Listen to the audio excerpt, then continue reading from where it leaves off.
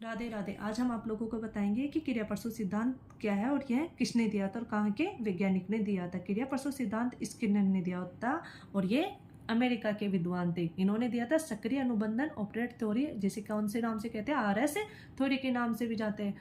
Skinner का पूरा नाम कौन सा है, वुडरस्ट फ्रेडरिक स्किनर, और इसका शॉर्ट नेम क्या है, बीएफ स्किनर। ये कहाँ का विद्वान था, अमेरिका का।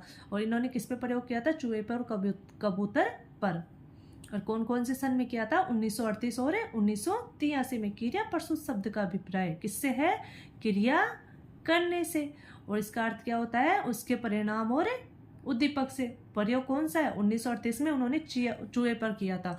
उन्होंने एक बॉक्स बनाया, उस बॉक्स में चूहे को रखा और अनाज डाल दिया। जैसे ही चूहा उछल कूद करता था तो बॉक्स अपने आप खुल जाता था और उसमें चूहे क्या कर लेता था, अनाज को खा लेता था। जैसे कि स्किनर ने एक क्रिया प्रसूत अनाज रोधी बॉक्स के माध्यम से चूहे पर प्रयोग किया है,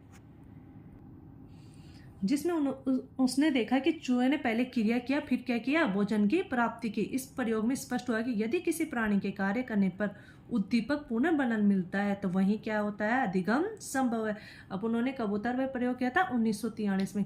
उन्होंने कबूतर को एक बॉक्स में रखा और उसके सामने एक टॉर्च जलाई, और टॉर्च जलाने के बाद जैसे ही स्किनर ने कबूतर पर प्रयोग किया और फिर टॉर्च पिजन बॉक्स के माध्यम से प्रयोग किया था और पाया कि वो पुनर्बलन से क्या कर लेता है, भोजन को प्राप्त करना सीख जाता है। जैसे कि उन्होंने इधर टॉर्च जलाई, जैसे कि कबूतर ने अपना अनाज खाना सीख लिया। अब उन्होंने फिर बाद में दूसरी तरह से भी टॉर्च जलाना शुरू किया, बट उधर अनाज नहीं रखा। इससे क्या मिलता है कि उन्होंने पुनः क्रिया की, बट जब उसको नहीं मिला फिर उन्होंने इधर से, कबूतर ने फिर से इधर से टॉर्च जलाई, जब उसे पुनर्बलन मिला तो इससे क्या कहा जाता है कि बार बार क्रिया करने से पुनर्बलन मिलता है, जिससे कि वह बिना टॉर्च जलाए या बिना प्रकाशित हुए भी अपना खाना ग्रहण कर सकता है। स्किनर ने इन प्रयोगों के माध्यम से अपना सिद्धांत प्रस्तुत किया तथा निष्कर्ष देते हुए दो अनुक्रिया बताई। स्किनर ने दो अनुक्रिया का उल्लेख किया। स्किनर के अनुसार जब किसी प्राणी के सामने कोई उद्दीपक या कुछ भी खाने का, या उद्दीपक किसे कहते हैं, जैसे कि कोई अनाज है जो पहले से ही मौजूद है, जिससे प्रभावित होकर क्रिया करे, तो वह कौन सी होती है, अनुक्रिया प्रकाशित होती है। और उसे कौन सी थ्योरी कहते हैं, आसार थ्योरी कहते हैं।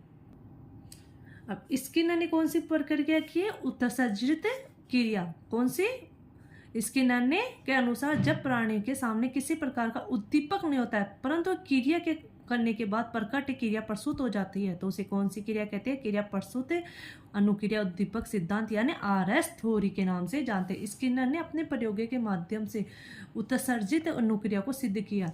स्किनर ने अपने सिद्धांत को पहले से ही प्रचलित थ्योरी को बदलकर, कौन से एसआर थ्योरी को बदलकर आरएस थ्योरी के रूप में प्रस्तुत किया। स्किनर ने अपने प्रयोगों के आधार पर स्पष्ट किया कि कोई भी प्राणी क्रिया प्रसूत अधिगम की प्राप्ति कर लेता है जब उसके लिए वह सक्रिय रूप से पुनर्बलन को प्राप्त होता है। वह कौन सा सिद्धांत कहलाता है, पुनर्बलन के अधिगम के लिए आवश्यक माना गया है कि इस सिद्धांत को परबलन का सिद्धांत भी कहते हैं। अब इसमें कुछ महत्वपूर्ण पुनर्बलन है, जैसे सतत पुनर्बलन कौन सा है, लगातार मिलने वाला। आंशिक पुनर्बलन, बीच बीच में मिलने वाला पुनर्बलन। अंतराल पुनर्बलन कौन सा है, एक निश्चित अंतराल के बाद। और तत्काल वाला, कार्य के अनुपातिक रूप में। क्रिया परसू सिद्धांत की उपयोगिता किसमें ज्यादा होती है, कंप्यूटर एवं टंगणिकी शिक्षा के लिए उपयोगी। यह सिद्धांत तत्काल पुनर्बलन को प्राप्त होता है। स्किनर का एकमात्र विद्वान है कि जिसने माना है कि पुनर्बलन तत्काल मिलना चाहिए, चाहे वो सकारात्मक हो चाहे नकारात्मक। इसी सिद्धांत के आधार पर 1954 में बीएफ स्किनर ने हॉलैंड ने एक अभिकर्मित अनुदेशन विधि दी थी। यह सिद्धांत जॉन डेवी के लर्निंग बाय डूइंग के विचार का समर्थन भी करता है। राधे राधे।